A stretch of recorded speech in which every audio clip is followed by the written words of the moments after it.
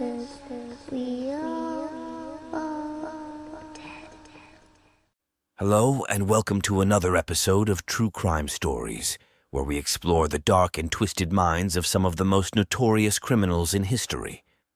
Today, we are going to talk about Joey Haarhoff, the accomplice and lover of pedophile and serial killer Gert van Rooyen, who abducted, sexually assaulted, and murdered at least 8 young girls in South Africa between 1988 and 1990. Who was Joey Haarhoff, and what role did she play in these horrific crimes?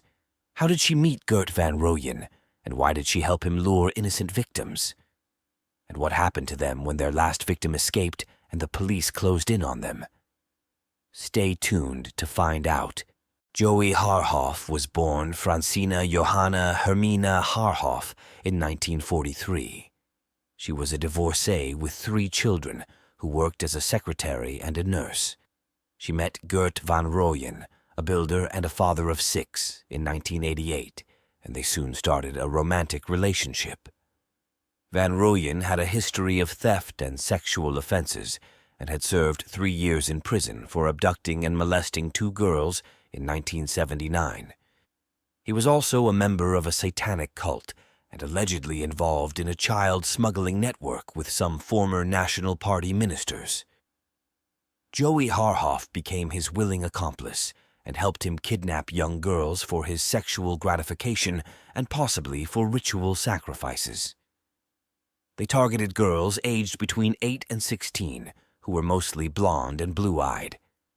They used various methods to lure them, such as asking for directions, offering lifts, or pretending to be relatives.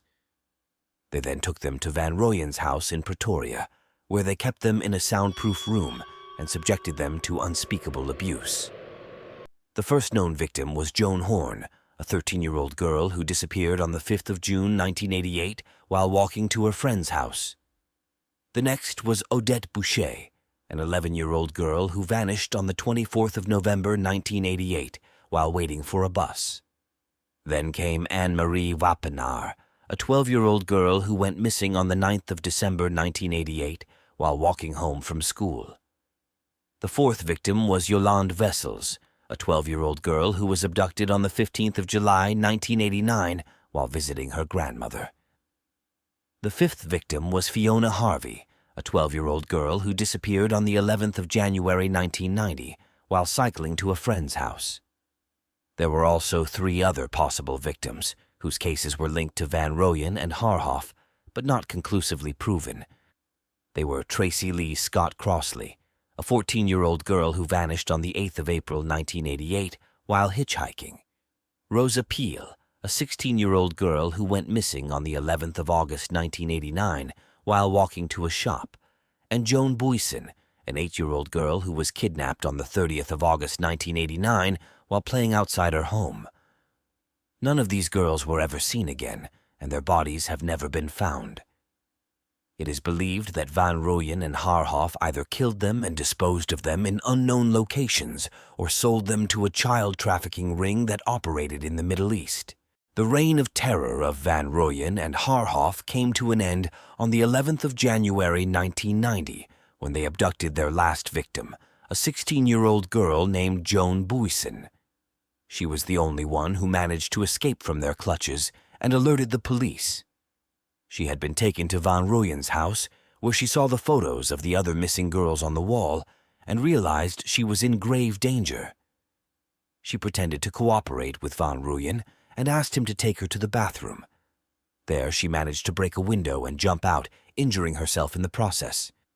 She ran to a nearby house where she called for help. The police arrived at Van Rooyen's house, but he and Haarhoff had already fled in their car. They were chased by the police until they reached a roadblock. Van Rooyen then shot Haarhoff in the head and then turned the gun on himself, committing suicide. The police searched Van Rooyen's house, hoping to find clues to the whereabouts of the other girls. They found the soundproof room, where they discovered bloodstains, hair, nails, and clothing belonging to some of the victims. They also found a video camera, a tripod, and a VCR, but no tapes. They suspected that Van Rooyen had hidden or destroyed the tapes, or that they had been taken by someone else. The police also demolished the house and excavated the garden and the swimming pool, looking for secret compartments or buried remains. They found nothing. They also investigated other locations where Van Rooyen and Haarhoff had been, such as the Hartbeespoort Dam, the Zandfontein Cemetery, and the beaches of KwaZulu-Natal. But again, they found no evidence. The case of Van Rooyen and Haarhoff remains one of the most baffling and frustrating mysteries in South African history. The families of the victims have never received closure, and the public has never learned the full extent of their crimes. Many questions remain unanswered, such as, why did Joey Haarhoff help Gert van Rooyen? What was their motive? What did they do with the girls? Who else was involved? And where are the bodies? Thank you for watching this episode of True Crime Stories. If you liked this video, please give it a thumbs up and subscribe to our channel for more. Also, let us know in the comments what you think of this case and what other cases you would like us to cover. Until next time, stay safe and stay curious.